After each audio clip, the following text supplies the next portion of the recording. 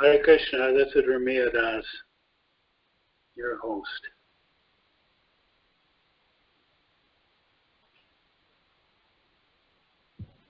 Hare Krishna. Hare Krishna. I'm just running a few minutes off schedule. I'm just about ready to start here.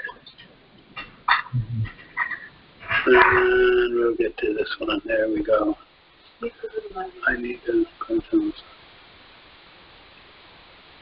So,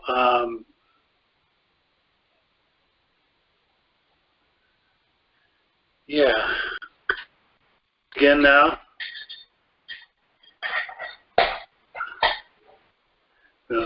I'll just chant for a minute or two while everyone's getting on. Jaya Radha Madhava Kunja Bihari Radha Madhava Kunja Bihari Gopi Janavallabha Giridharadhari Gopi Janavallabha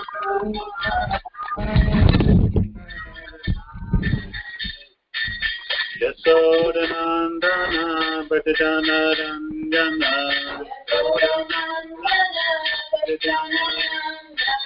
Yamuna Tira Vanachari Jaya Radha Madhava Kunja Bihari Kunja Bihari Jaya Radha Madhava Kunja Bihari Jaya Radha Kunja Bihari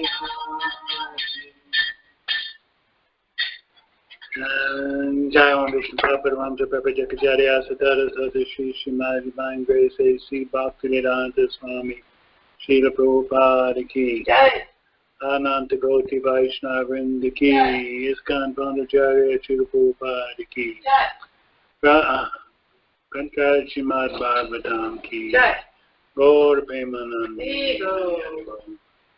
Namo Amrishagaya Krishna Kasai Buddha Shri Mati Bhaktivedanta Swami we have an anonymous. We have Manmohan, Raghu Shubulas, Renuka, and Maharani from Alachua. So I don't know who else is going to join us today, but welcome to everyone. I hope everyone is in good health and staying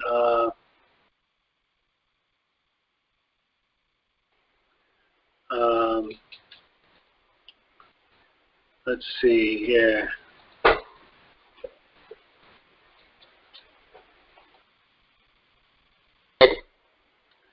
So I'm just going to begin here. Now, actually what I wanted to do is to this class here, we're going to get into, this is the second class on Nectar Devotion. In particular, we're going to be talking about the mainly the introduction. Now, as we discussed in the last class, Rūpa Gosvāmī, the leader of the 6 Gosvāmīs, who were all Lord Chaitanya's direct disciples, all lived in Vrindavan, and there was a particular song which he started to sing last time, and God looked at one of the ISKCON verses, glorifying their activities. In particular, this one, Nana Shastra Vicharanayaka Nipuno Sadharma Samstapako Lokanam Hitukarino Tribhuvane Manyo Sharanya Karo Radha Krishna Pararavinda Bhajanan Dena Mataliko Vande Rūpa Sanatano Rakuyago Shri Jiva Gopalako. So basically the verse glorifies them because they were very expert at studying all parts of the Vedas. and presenting what are the eternal religious principles based on devotional service that are meant for all human beings. And therefore these 6 Goswamis are worthy of our honor, and they're worth our taking shelter of. And they themselves have the shelter at the lotus feet of Radha and Krishna. So basically, this is one of the verses saying that basically what they are presenting, Rūpa Gosvāmī is presenting in Nectar devotion, is the substance of the kernel was given by Lord Chaitanya, but then he studied all the Vedas, all the scriptures, revealed scriptures, and established the principles of devotion that could be and should be applied by all serious devotees of Krishna. Self-discovery. This is... Oh, I'm sorry. This is not working right. Okay, so first point. The word bhakti means devotional service. So this is also translated into the word, you might say, love. And love is not just a mental activity, but it requires activity, trying to please the beloved. If I say to my spouse, I love you, but I never do anything, and she asks for something, or her birthday comes and I ignore it and I just keep saying I love you, that is not real love. Something has to be done to please the beloved. And next point is that no living entity can live without loving someone else. It is our natural propensity to love and to want to receive love from others. So this bhakti is a fundamental principle of the living being, and it is an active principle that involves us performing actions. So bhakti, again, is translated as devotional service, trying to please the beloved. We can't live without loving someone else, but also we will not be able to perfectly fulfill our desire to love everyone without permitting its expansion to the most inclusive extent. Now that's maybe a little big phrasing of the English, but what it's saying is that our capacity to love can be fully expanded and include the most people, the most capacity to love, if we love Krishna. And this is really here, I apologize here. So we need, when we love Krishna, we actually are including everyone. That we don't have to separately make endeavors to love, families or society, nation, all these other things. They're automatically receiving that. So we have to begin by knowing who is the supreme person to love. Who is that person? Of course, we know that it's Krishna. And our love can only be all-embracing only when we understand that Krishna is that supreme person that's worthy of our love. It's not some fanaticism, but it is just a fact that Krishna has the capacity, and he is that ultimate person who we're meant to love. Who love, remember, are very limited in their love, very selfish. But those who can take that love up to the stage of loving Krishna, then those persons are able to fully embrace their capacity to love. So what is this book we're studying? Nectar Devotion teaches us the science of loving every person, every one of the living entities perfectly by an easy method of loving Krishna. So sometimes people think, oh, we should do different charitable works for needy people and so many things we should focus energy on. But this Rūpa Gosvāmī has explained that if we love Krishna, then we're perfectly loving everyone else. And this loving propensity is like a beam of light. When you shine it, it's not necessarily like a laser, but it expands the further out it goes. So our capacity, so we saw in a person, Śrīla Prabhupada, how he had so much compassion to so many people. And, you know, the whole world actually. It was not limited. So this is the capacity of one who is actually loving Krishna. Now in this nectar devotion we get the word rasa. Rasa was translated by Śrīla Bhakti-vedanta as the word mellow. Mellow also means like there's a sweetness, a full flavor that comes from the ripe fruit. When you have a mango and it's fully ripe, it has a certain flavor and sweetness that makes it very tasty. So this rasa, this mellow, is very tasty and it's very sweet. And what is the meaning of mellow? In another sense, it's a force that attracts us to a certain activity or relationship. And it's the taste that we enjoy in it. So we have different relationships and we get a certain taste in those relationships that causes us to enjoy that relationship. Otherwise we wouldn't be in it. We have husband and wife relationship. We have relationship with our children. We have relationship with our friends, with society and nation. These are all material relationships and they have limited amount of capacity, but they give us a certain taste. But the spiritual rasa that Nectar of Devotion talks about is limitless. There's no bounds to how much taste we can get from it. So it is far superior to any mundane relationship. And that is why persons like the six Goswāmīs and Rūpa Gosvāmī in particular were able to lead a very opulent lifestyle with family and live as a sannyasi and a mendicant in Vrindavan. And yet he was completely satisfied tasting that rasa on the highest level.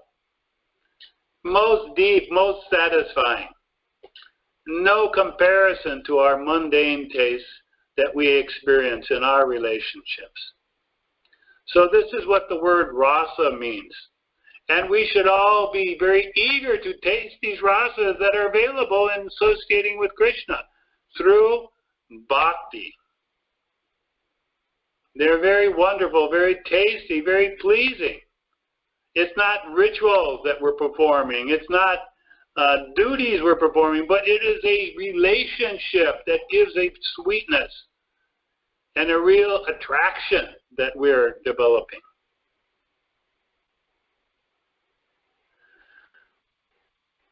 So, just to explain here, 5 primary rasas are available in connection with Krishna. First is shanta, or neutrality. Awe and reverence. We appreciate. He is very great. Most religious systems, they have this mood of neutrality. God is very great, and I am very insignificant. So that much they have. But that is mostly we're not so much interested in that neutrality. The next level is dasya, or servitor. So in Krishna's life, in Krishna's appearance, there are those who are actually his personal servants. They do different activities. They prepare his clothes, they drive his chariot, different things. So that is their relationship. Now, not to be confused that we all consider ourselves servants of Krishna, but this is limited only that in that mood of superior and servant. Then there's another mellow, or another rasa called sakya, or friendship. Krishna has that with his cowherd boyfriends, like Subal and others. And they play as equals. They interact as equals. There's no thinking that, oh, Krishna is God, and I can't make him I can't sit on his shoulders and make him, carry me around. No, they will steal Krishna's lunch, and Krishna will steal their lunch. And they will eat something and say, oh, this is very good, Krishna. After they've bitten out of their samosa, they will offer it to Krishna. In our practices of devotional, we offer things without tasting to Krishna. But in Sakhya friendship, very high, they actually sometimes taste things and then give them to Krishna because they taste so good. As an example. Vatsalya, parental. We have Yashoda. We have Nanda Maharaj and others that have this parental where they see Krishna as their son and he requires their attention. And they have to provide for him and protect him. And they have to always train him and guide him and all the activities a parent does. This is starkly contrasted with many religious systems where God is seen as the parent, God the Father. In this case, the devotee is the father, and Krishna is the son. So the son is dependent on the father. And then, of course, we had Madhurya, conjugal love, which includes both Parakiya, married, and Swakiya, unmarried. I think I may have switched those around. Parakiya is unmarried, and Swakiya is married. So that is a very intimate level, very high, where one identifies very deeply with the loving feelings and of the other. Very deep feelings. So in addition to that, there's 7 secondary indirect rasas. One would be like comedy or laughing. Another is compassion or lamentation, that something may happen to Krishna. Fear or dread. Chivalry. Ghastliness. Wonder or astonishment. And devastation. So these are 7 secondary indirect rasas. So I will just try to pause right here for a minute and open it up to see if there's any questions.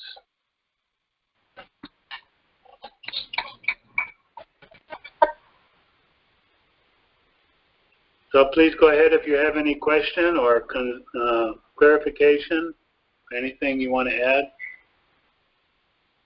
Ramiya, thank you. This is Ramiya Prabhu. Yes. So, as devotees, as neophyte devotees, which rasa are we in now? Okay, I think you're jumping into a misunderstanding here. Okay. Our rasa is already established, but we're unaware of what it is. So what in the process of sadhana bhakti, which we will find out in later classes, we are purifying our heart, getting free from all our previous selfish and sinful and material desires and other things that have clouded our relationship with Krishna. And as we become free of all those things, then our natural relationship will become clear to us. But at this stage, it's not clear, and one is not encouraged to think that he has a specific relationship. We're practicing purification and developing our love for Krishna. Redeveloping. Loving is a natural propensity, but right now, if we look in our hearts, we see so much selfishness, so much material attraction, so much ignorance that has to be cleared before the mirror is completely visible to us as to who or what's going on. So Prabhupada said, don't worry, it will all be revealed by the chanting. No need to think separately. Because some devotees at one point in time, they started what was called the Gopi Baba Club.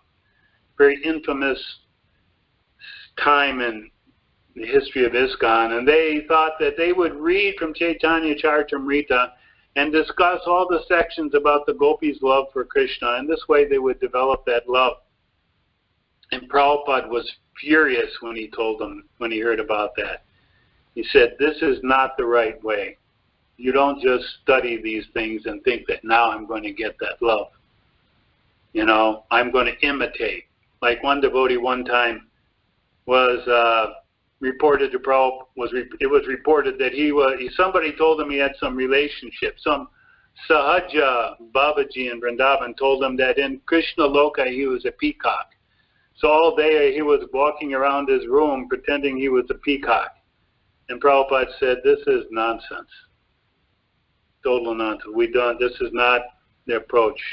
This Rūpa Gosvāmī specifically in this Nectar of Devotion is showing us what we have to do. So many items of do's and don'ts that we have to first learn before we can start to awaken our Krishna consciousness. Does that answer your question? Yes, Prabhu. So basically that means that as long as we are in a human body, then basically still clear to us what is our relationship with Krishna. And once No, that's not correct. Okay. The material body has nothing to do with your level of Krishna consciousness. And by your practice within this body, it's possible to fully reach perfection, and that is our purpose. But we're not there now, and we have to be clear about that. Okay. So, is there any previous acharya who knew what his or her prasada was? Of course. Absolutely. Okay. The 6 Goswāmīs of Vrindavan, they all knew their relationship with Krishna. And they were experiencing it. Right here in Vrindavan, on this earth, they were experiencing it. They have books they have written, literatures, expressing what they were experiencing and what they were seeing, what they were doing. Okay, and are we allowed to know what that relationship is for 6 Goswāmīs? That we presented last class.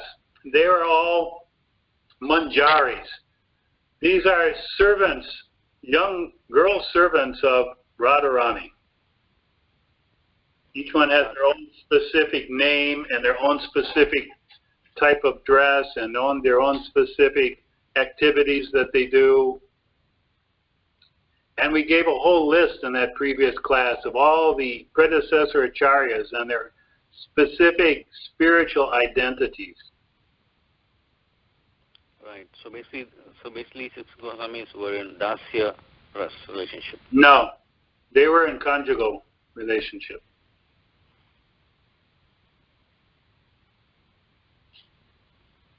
Okay. But it's a very deep subject, which is a little hard to explain at the very beginning. Okay. They considered themselves exclusively servants of Radharani. Not considered, they were. It's not like this an imaginary thing. Go ahead. You know, they were interacting with Krishna, but they were fully servants of Srimati Radharani. Okay, and if you may ask, did Prabhupada reveal what his, or do you know what his Prabhupada? No, he did not. And when he was inquired from one of his disciples, Prabhupada gave the direct answer. He said, that you do not require to know. Okay. So he did not reveal. Some people have made their estimates, their guesses. But basically, he said, when you are at that level of realization, everything will be revealed to you by Krishna. Okay. So it will become clear. No one will have to sit down and explain it to you. As ISKCON devotees, We do have a few examples of those who were on their deathbed who gave us some indication of what they were. This is generally not discussed amongst devotees, what their rasa is and all that. It's a very private matter. Definitely. Renuka, are you trying to ask a question? Hare Krishna, Prabhuji. Yes, I was planning to. Prabhuji, so you said our rasa is already decided. So that means that, because sometimes, I thought that our rasa will start with dasya rasa, and then it may, over the period of time, I heard from, other senior devotees that it may manifest. I would just wanted to clarify, get some clarification on that one. So, I'm not sure if maybe you're kind of mixing up two features. One is our personal eternal relationship with Krishna, and second is the fact that everyone considers themselves the servant of Krishna. But it's manifested in different ways. Just like the parents of Krishna, they consider themselves serving Krishna, but in a parental way. The friends, they serve Krishna, but as a friend, an equal. How equals serve is different than how an inferior serves a superior. But that comes at a very high level. Go ahead. Okay, no, Prabhuji. So you said our rasa is already established, right? So yes. Will the rasa ever change, or it will never change? No, it should not change. Okay, thank you, Prabhuji. So how do? Okay, Prabhuji, that's fine. Yeah. Everyone wants to know, how do I find out my rasa? But that's not the way it's done. It will be revealed to you when your heart is completely purified and Krishna chooses to reveal it. Okay. Thank you, Prabhuji. So Prabhuji, just if I kind of make a point or just to clarify, so what is in our control is the sadhana bhakti process, the process of purification under the guidance of bona fide spiritual master, Śrīla Prabhupada's, reading, hearing, chanting, deity worship, Bhagavad, discussion and all that will lead to purification, and at the right time, as you said, the right thing will be unveiled. Is that correct? Yes. At the right time, Krishna will reveal that to him. Not that we try to imitate, but we have one acharya, and he went to Vrindavan to study under Jiva Gosvāmī, and his one of his sadhana activities was to every day sweep the Seva Kunj, where Krishna performs his Rasa Leela. And it's a physical place. You can go and be there. Now it's very difficult because it's overrun with millions of monkeys. But at that time it wasn't like that. So he would sweep it every day, and one day he was sweeping, and he found the beautiful ankle bells. Very shiny and beautiful. He found them there. So he kept them, and then later on, some beautiful young girl came up and said, "Do you find anything when you're cleaning here?" And he said, "Maybe." She said, well, my mistress, she has lost something. He said, "What did she lose?" He said, her ankle bell. And he said, "Yes, I found it." She said, "Well, give it back to me, please." He said, "No." He said, "I want to meet your mistress," because by that time he had already figured out that the girl asking him was actually a spiritual gopi. And the girl who's lost the ankle bells was actually Srimati Radharani. And somehow or other, it was arranged and allowed that he actually met Srimati Radharani.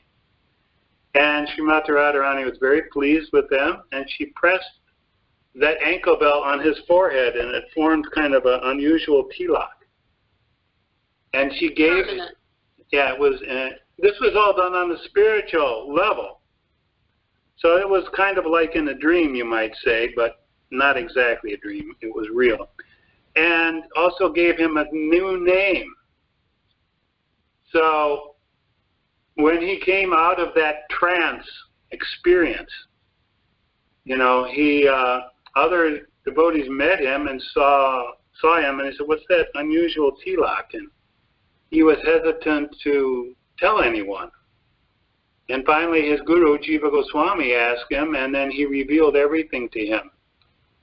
And so then from that point on, he was accepted by his new spiritual name. And then that developed into another whole pastime when his initiating spiritual master heard about that new name. He thought that Jiva Goswami had reinitiated him. He became very angry. He rejected him. Then Srinivasacharya, he begged and fell at his feet and told his guru the whole story. Shamananda, yeah, and then first he didn't accept it, then he did, and then finally everything became improper, relationships and everything. But he remained a very loyal and submissive servant of his spiritual master through his whole life, even though his experiences were beyond what most people had ever experienced in this life. So that's one example. That's the account is there. We should not expect that's going to happen to us. So there are 9 steps in all the way to pure devotional service. It's not until the 7th step when one understands what is one's eternal relationship with Krishna. And it's part of you. It's not like put on you, but it's who you really are. But that's a long ways off. And we do not really make much progress at all until we are free from the 10 offenses against the holy name. But that's another class. So, any more questions, or should we go on? Prabhuji, one quick question, since you mentioned the 10 offenses, even though you said there's another class. So the 10 offenses, you know, they seem to be pretty straightforward, but we might be breaking many of them, you know. So do we just have to be honest with ourselves, or should we ask somebody else to tell us, or how do we know what offenses we are breaking, Prabhuji? Well, the offenses are pretty clearly enumerated, as you said. And if we have, this is where the role of a guru, an advisor, mentor comes in very helpful, because they can tell us whether our activities are offensive or not. But if we don't take advantage of having a mentor or a guru, then we'll be stuck. And we'll never know. And therefore we never progress from that offensive state, which is a very low state. Prabhupada said it's like trying to cook rice, a pot of rice, and keeping the rice pot like 5 feet above the flame. It may cook, but it will take a very, very long time. Like 400 years, 400 lifetimes, excuse me.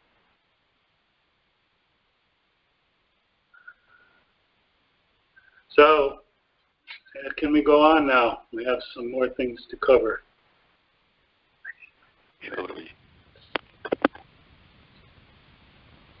Unless there's something else urgent.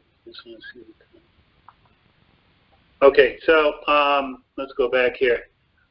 Now this is the core verse that explains what is devotional service. Now when we're talking of devotional service, there are pure devotional service and then there's mixed devotional service.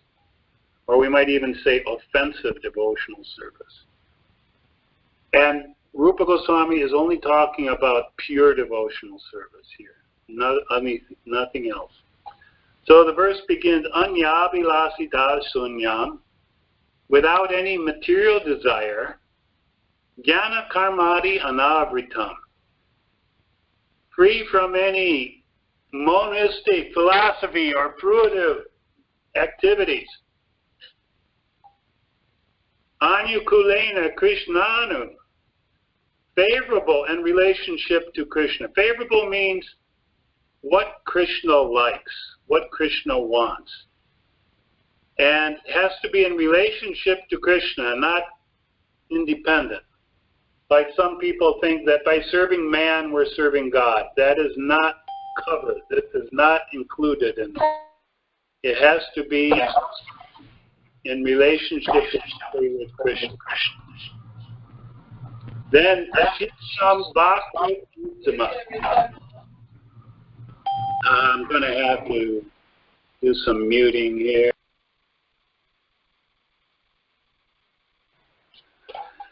Śrīla Bhakti-uttama. Cultivation of service. That's first-class devotional service is cultivated in this way. No material desires, no speculative philosophies, no karmic activities. Favorable activities as Krishna likes and connected directly with Krishna. So, there's a little bit more to meaning here, but we're going to go into that here. Let's see. When first-class devotional service develops, one must be devoid of all material desires, knowledge obtained from monistic or impersonal philosophy, and fruitive action. The devotee must constantly serve Krishna favorably. So this word here, constantly, is very important as well. Serving Krishna favorably, as Krishna desires. So can anyone give an example of someone who may have been constantly in touch with Krishna but not favorably? Oh, sorry, I have to unmute you guys here. Shishupal. Hiranyakashipu. Yes, Hiranyakashipu. Anyone else? Shishupal. Shishupal, very good. Yeah, Kamsa. Kamsa. Now, Kamsa is a very important example that's used by Narada Muni. Because every second of his day, he was thinking about Krishna. Because why? Krishna was going to kill him. So he thought of Krishna as my enemy, he's thinking, and I have to kill Krishna. So that is not favorable. Okay. So let's continue.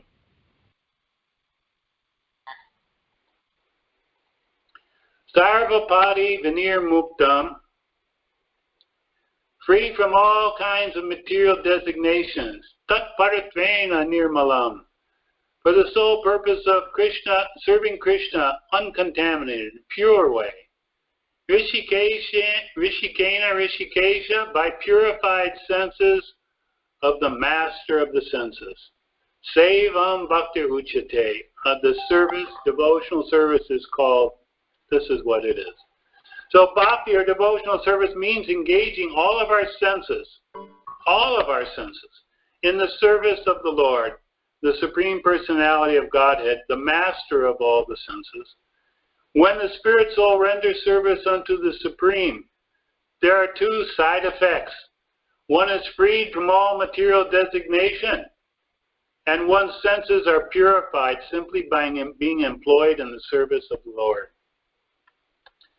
So, very important statements there, that one, we're engaging all of our senses in the Lord's service, and that we become free from material designations. We no longer think of ourselves as in terms of the material body and the relationships, the material body to family, friends, nation, anything else. Caste or occupation, and one's senses are purified. So this is very important that our senses become purified. That means the senses are only used to serve Krishna and not for our own personal enjoyment. So, in the definition of pure devotional service, there is Svarup Lakshana, essential characteristics, which include anukulena, Krishna, anusilanam, and tatashti lakshana, marginal characteristic, further qualifications. Anyabilasita sunyam, jnana karmadi anavritam. So we covered all these in the description of the verse. So Svarup Lakshanam, Anukulena. Krishna should get pleasure from our services. One may say, okay, I'm cooking for Krishna. Just like, this is one example we can give, really happened. In San Francisco in the very, very early days when the devotees were still brand new. Nobody was very senior. They were in the habit of cooking lunch for all the visitors that would come every day, over 100 people, San Francisco every day, in big pots, and then they have deities of Jagannath. And then they would take all the things that they cook, and they would put them on the altar, and In the big pot itself. in the pots, still in the pots, and chant the mantras to offer to Krishna, and close the curtains, and then after some time they go back, take the pots off, and it was prasadam. So they had cooked everything one day, but they had seriously burned the rice. I don't know if any of our cooks out there has ever done that, but when you seriously burn it, it smells bad. And this smelled bad. But unfortunately, it was time to serve the lunch out. And so everyone was debating, well, what should we do? Should we cook again, or should we just offer it this way? And someone had the bright speculation. He thought, out of his mind, no reference to Shastra or Guru. He thought, well, Krishna eats with his eyes. So the taste will be okay because it's not going to be, he's eating with his eyes and not with the tongue. He won't taste the burned part. And they offered that pot of burned rice on the altar. And a few minutes after closing the curtain, having chanted the mantras, they heard a big bam! And they opened the curtains very quick, and the whole pot of rice was upside down on the floor. Krishna didn't get any pleasure from that rice. He rejected it. So anukulena, Krishna should get pleasure from our activities. And one thing he doesn't get pleasure from, inattentive chanting. We're chanting and looking at the computer, our phone, talking to the kids, thinking about what I'm going to do today. Krishna's not very pleased with that, as an example. And there's many more examples. Devotees' attitude toward Krishna should be very favorable. Shouldn't be done begrudgingly. Oh, I have to do this for Krishna. Why? But all right, I'll do it. No, it should be for Krishna's pleasure. Krishna, the word Krishna means for Krishna and his various expansions, and that includes Krishna's paraphernalia, his abode, and Krishna's devotees. So serving Krishna's devotees is also pleasing to Krishna. It's also connected with Krishna. Serving the holy Dham is serving Krishna. Taking care of his temple or his deities or anything related to the deities, they're all service to Krishna.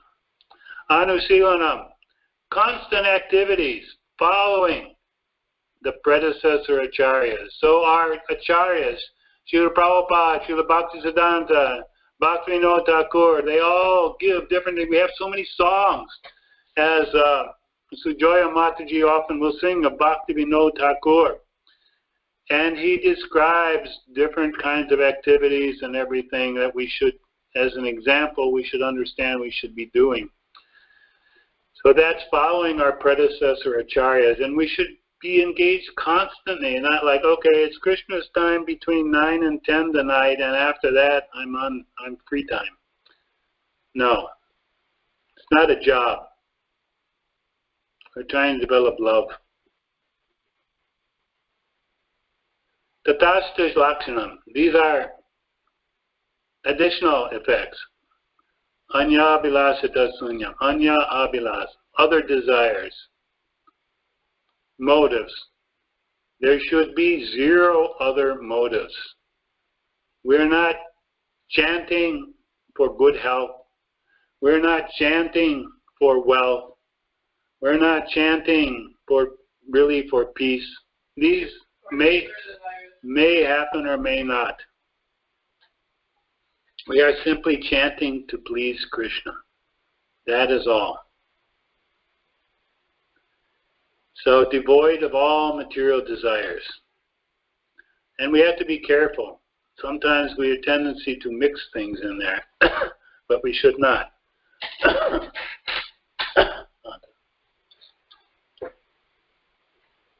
So, let me see. And the next thing, Jnana Karmati Anavritam. Impersonal philosophy and fruit of action, karma yoga, these are all rejected.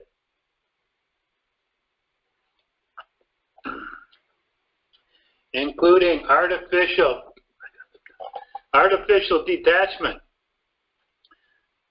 You know, sometimes devotees, it was like, not exactly a joke, but a little saying that sometimes a person would think, oh, I will come advanced now. And he said, I don't know whether to take up sannyas or get married. So that's not detachment.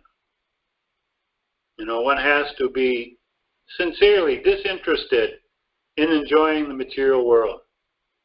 And that comes by practicing devotional service. And give up any interest in mystic yoga, mystic powers, including astrology and anavritam. None of these things are part of devotional service. So, do the unwanted desires that linger in the heart disqualify us from practicing pure devotion? There's a prayer that is given by Acharya. He said, by my previous shameful life, my heart is polluted with many illusory attachments. Personally, I have no power to stop them. Only Lord Krishna within my heart can remove such inauspicious contamination. But whether the Lord removes such attachments immediately or lets me go on being afflicted by them, and I will say also suffering because of them, I will never give up my devotional service to Him, even if the Lord places millions of obstacles in my path, and even if because of my offenses I go to hell.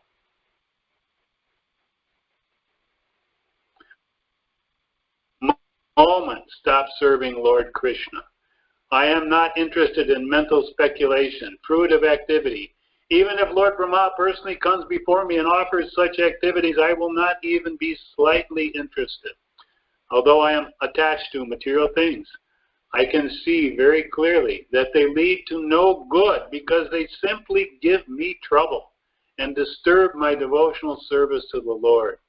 Therefore, I sincerely repent my foolish attachments to so many material things, and I am impatiently awaiting Lord Krishna's mercy. So Vishnupada Chakrabarti Thakur, he's one of our great acharyas, coming soon after Lord Chaitanya and the 6 Gosvāmīs. And he's praying this way. Now, he's not afflicted in this way, but he's giving us an example of how a devotee may feel that he's still disturbed by desires coming in the head. Not that he's acting on them. He may still feel that he has some attachments to many material things, but he's begging Krishna to be kind and merciful and remove all these things, so they may become able to purely serve the Lord without all these contaminations. So again, pure devotional service, another definition is first-class devotional service is a tendency to be fully engaged in Krishna consciousness, serving the Lord favorably. To be pure devotion, it must be favorable service. It must be free from desire for material benefit, free from desire for sense gratification. It must be learned from the authorities, the acharyas, and guru.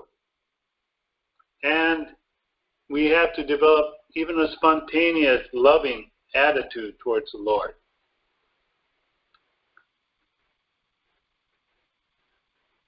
So I'm going to stop there and ask you any questions, because we covered a lot.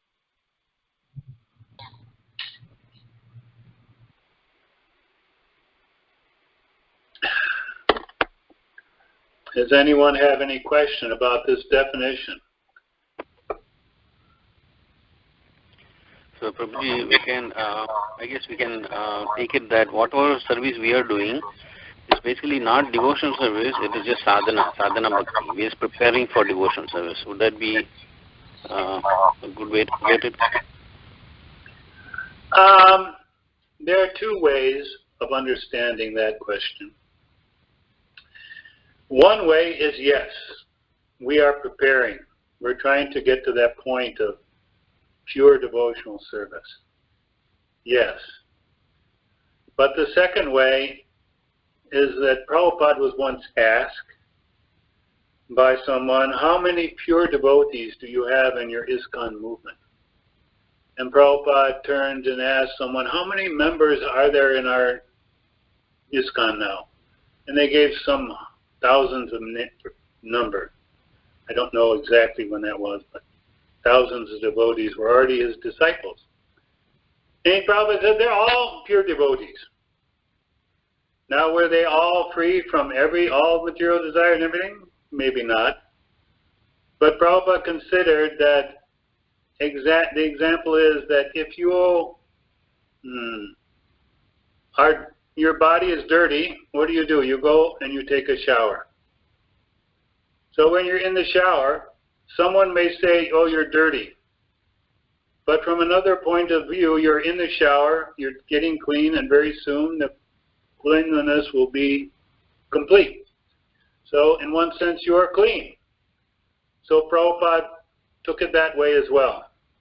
That if we're on the path, we are pure, as long as we're not deviating, and as long as we're trying to improve and become free from all offenses.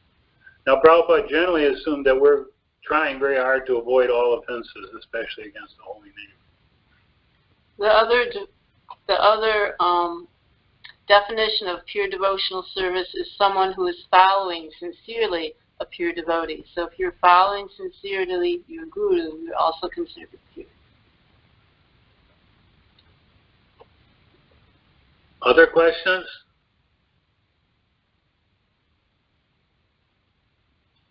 So this means everyone understands and accepts.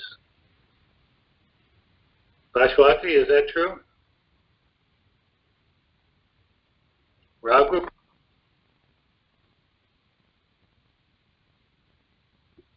Yes, Prabhuji. I have a question for the current situation. You said that chanting should be done without any material desire. But right now, globally, what's happening, people are chanting. So with the desire that the virus should be cleared out from this world and people can get their regular life. So isn't it desire of asking Lord why we are chanting?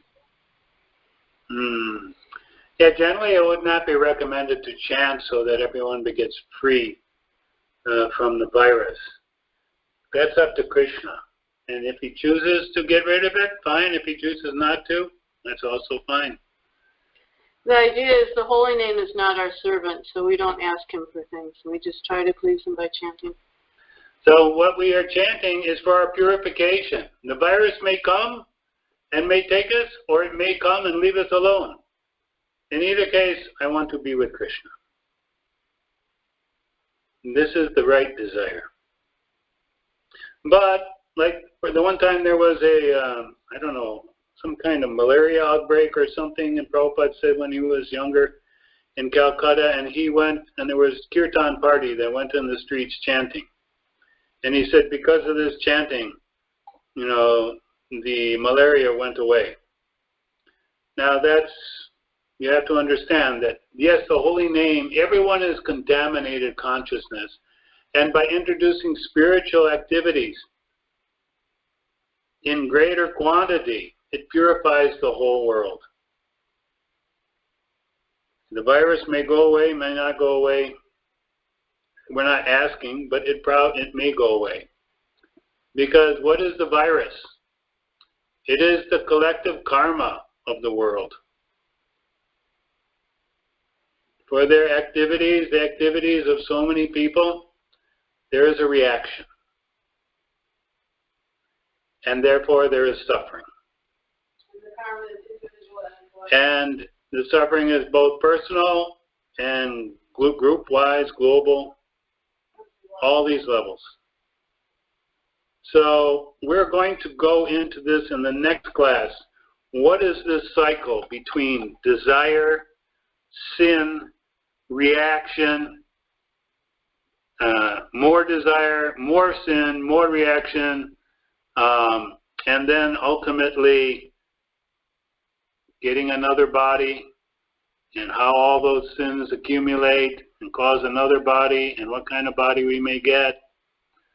So this is a very interesting and complicated topic, and it's something that immediately is impacted by our chanting.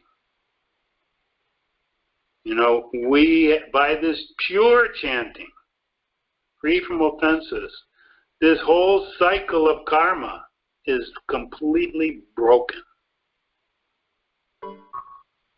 So if all the people of the world chant Hare Krishna, this whole cycle of their karma can be broken. That we know. That also reminds me, when Śrīla Prabhupada was leaving this world, he gave us a prayer, and that was, "My dear Lord, if you desire, please save Śrīla Prabhupada." And we had 24-hour kirtan in all the temples. So we were chanting, but it was, whatever you desire, Krishna. We're in this situation, we don't want to lose our guru, but it's up to you, what would please you. I know my personal feeling is that if Krishna wants to use the virus to take me back to Godhead, I'm ready to go. However much suffering and difficulty may be, if that's his plan, I'm not going to fight it. Whatever, if he wants me to stay here and continue or go through other things, maybe suffering in different ways, I don't know, but whatever he desires, that's all I want. Because we know if we follow Krishna's desire, it is perfect. It is absolutely perfect for us and for everyone. More questions? Prabhuji, can we take it that whatever ultimately happens is Krishna's desire? Yeah, I guess you could. But, you know, I know, like in England, you know, I just was told yesterday, the temple president on the manor for 10 years, very wonderful devotee, had developed cancer and he died, left this world, and then at his funeral, which was last week, something, or this past week, devotees went to that funeral, and after that funeral, 26 of them came down with the coronavirus. I can't explain. One of my godbrothers, Dhananjaya, he has got the virus. Great early founder of the Los Angeles temple. So, what Krishna is doing, we're all going to leave this world one way or another. That's simply up to Krishna. We just have to be ready.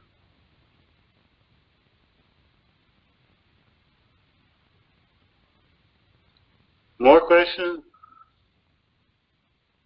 Raghu, were you going to say something? I didn't catch. No, I didn't. I think Mataji already asked the question. It's okay. Related to the virus, so I think you answered it. We should, if we do our chanting, everything, it should really be. We should do it sincerely because we are showing our devotion to Krishna, and should be nothing to do with the virus. And whatever happens will happen. Yes, it's up to Krishna. It's not also that Krishna has great feeling for his devotees. He has a first priority, his devotees' welfare. So we don't have to think that Krishna is heartless and ignoring us or wants to see us suffer. No. But of course we will have to leave this body. And this material world is a place of suffering for everyone. Everyone has suffering. But a devotee is not disturbed in that suffering. He goes on serving Krishna as best he can. Or she can. So very important to have this understanding, especially at this time where things are very difficult and probably will get much more difficult. People are dying daily by the thousands. It's shocking. 3 months ago, we would have never imagined the world to be in this state. But this shows you that Krishna has such power in this material world that in a matter of a few days, he can turn the whole world upside down. And it's more for material nature anyway. And material nature doesn't let us go on with sinful activities without some reaction. Especially cow killing, meat eating, reaction. There's a reaction. There's a reason why Spain suffers more. So very important to be clear on all these points. Devotee feels protection at Krishna's lotus feet. But how he chooses to protect is up to Krishna. He definitely will protect. Anything else? Prabhu, just a quick comment that, even if we may not be the ones who are doing, killing or eating meat or any other prohibited activities, still, because we are in associating or forced to associate with others and the majority of humanity is doing it, like you mentioned earlier, it is collective karma. And karma is not like always targeted only to the one who's doing it. Even the others are also around them are also affected. Well, what we have to be understood clearly is that when one is taking sincerely devotional service, his karma, we'll study this next week, his karma is finished. It is gone. And Krishna is now interacting directly for his purification and to uplift him to the state of pure devotional service and bring him back home, back to Godhead. So what a devotee is experiencing is not the same as what a non-devotee is experiencing. An example of that during Śrīla Prabhupada's life, he told us that one time there was a big rise in the price of rice for some reason. I don't remember what. It was more than doubled overnight. And so he went around and checked all the devotees. Were they okay? Did they have enough to eat? And he was surprised, maybe not really surprised, to see that all the devotees had been taken care of by the grace of the Lord. Another example is that there was one time, and you know the history, between India and Pakistan, there's been some conflicts. So I think they were in Delhi, and in Pakistan, I think they were sending some bombs that were blowing off in New Delhi. And I think it was before Prabhupada came to the West, but he said he was a householder. And Prabhupada said, they said, Swami, aren't you worried about the bombs? He said, I see the bomb is Krishna. If he is coming to take me back to Godhead, then I welcome him. And he just sat there, and rather than go to the bomb shelter, he calmly finished his prasadam. Such confidence he had in Krishna's protection.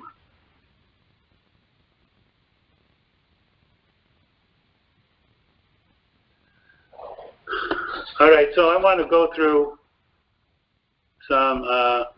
checking to see how you understand here. There's some questions that'll pop up here. Now, we meant to, if we were all together, we would have different groups, but we're all separated. So we'll just, in a group, we'll go through these one at a time, and I want someone to give an answer. That which the cases here, we're giving cases here, 1, 2, 3, 4, and whether they're on pure devotional service according to the definitions we discussed or not. So is there something that's impure in this description for that devotee or not? So number 1, a new devotee wants to take initiation from a pure Vaishnava guru who has many disciples in the zone because he will get better facility after initiation. In other words, he'll get a... Go ahead. Who was that? What's devotional service, Prabhuji? Excuse me? I didn't catch that. Worst.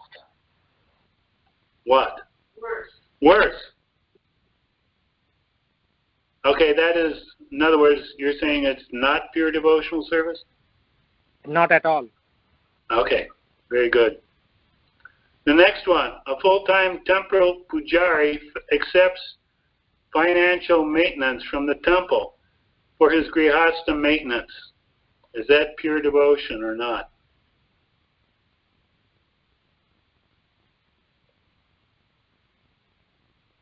Something that can't relate to. Yes, Prabhuji, because... No. Okay, Bhajwati said yes. Did somebody say no? People saying no. Okay. So the answer here is yes, it is pure devotional service. Because he has to maintain his family, but he's doing service as the temple desires, and they're simply maintaining him. So, he's accepted the service, and he's just taking what is required to maintain his family.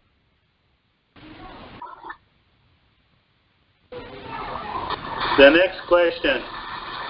A devotee daily cooks offerings of bhoga for the deity in the temple, and he often burns the preparations. Is that pure devotional service? No. No. No, okay. That one's clear. I think we covered that one already. A grihastha devotee regularly bathes the feet of Vaishnavas visiting his home. Is that pure devotion? Yes. Yes. But it's not Krishna. Why is it devotion? He's a representative of Krishna. It's connected with Krishna. Devotee is connected with Krishna. So it's all for Krishna. Okay, next group. A devotee makes life members. These are donors for the temple because he can keep 10% of the collection for his own use. Is that pure devotion? Oh, no. No. Okay. He has some desire. A grihastha works in the office to maintain his family who are all Vaishnavas. Is that pure devotion? Yes. So yes. This applies to most all of you. A grihastha performs a Garbhadan samskara in order to beget Krishna-conscious children. Yes. Is that pure devotion? Yes. I mean, he's engaging in sex life, which is generally prohibited. But you're saying yes. Getting Krishna conscious children is... It's what? Excuse me? Getting Krishna conscious children, engage them in Krishna consciousness is devotional service. Yes. Thank you. A devotee keeps a picture of Goddess Kali on his altar because she can bestow wealth on her worshippers. Is that pure devotional service?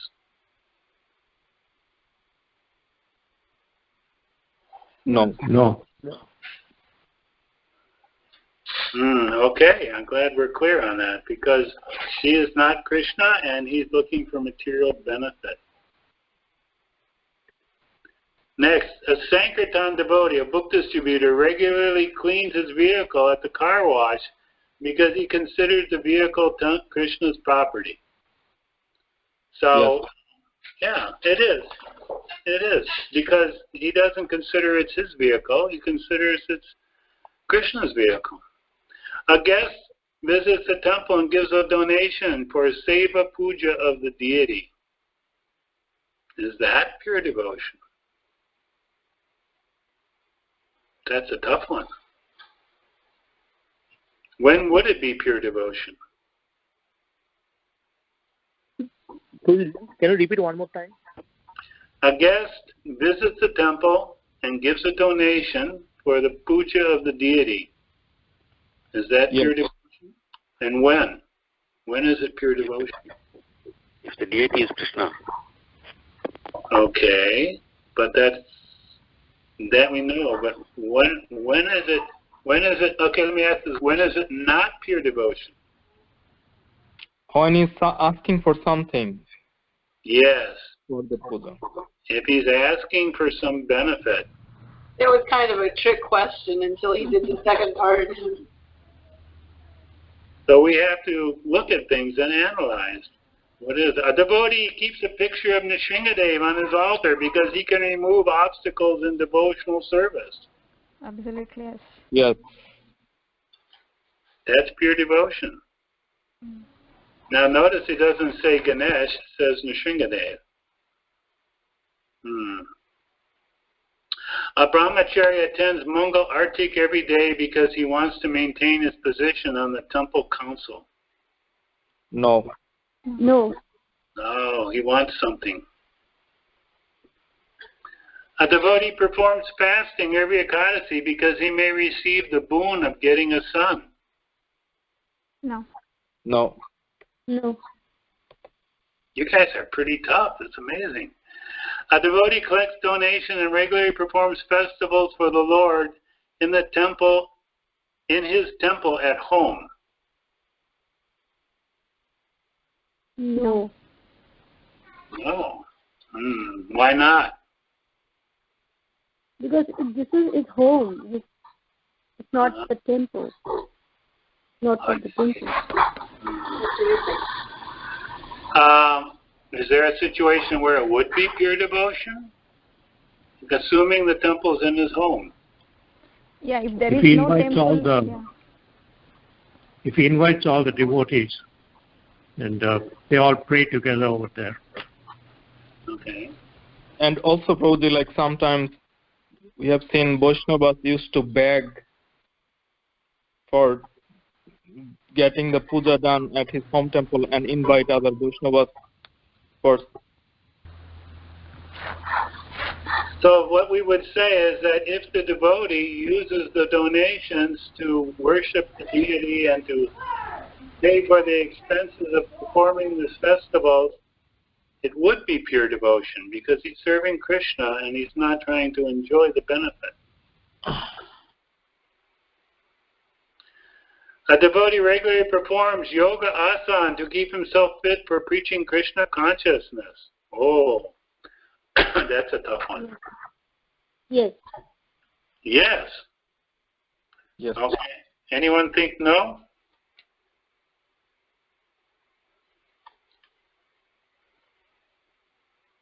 Okay. Yes, sir.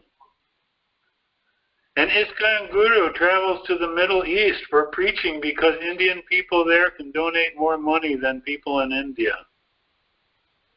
No. No? I think it would depend upon what he's collecting money for. Is he collecting money to build Mayapur temple, or? It says for preaching. In other words, he has to travel, he has so many expenses to go and meet and preach to so many people. So he's collecting money by going to the Middle East. This man is a little controversial, I suppose, but basically, if he's trying to serve Krishna with those donations, then there's not a harm there. There's not a negative there. Just like Prabhupada said, you can go to the best place that people will buy books rather than going to some place where people are not so interested.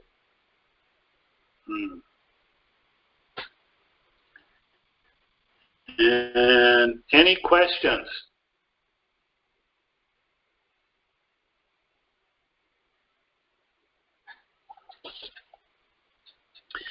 All right, so then otherwise we will have to probably stop here. It's getting late for my next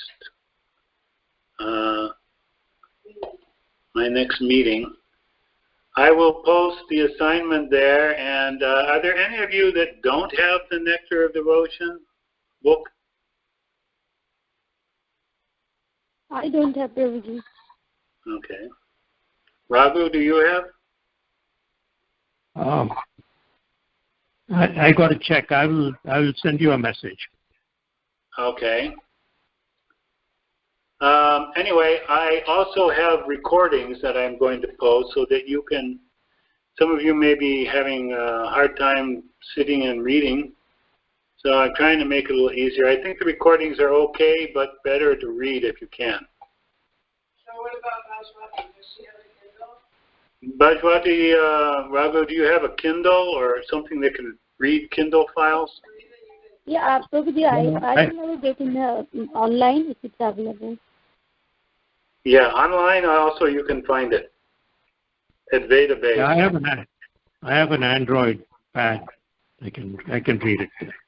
Okay, because I've already posted on Google Classroom a whole Kindle version of the Nectar of Devotion. So go on the main page, the front page, and look there. You'll find under resources. All right, any other further questions or requirements?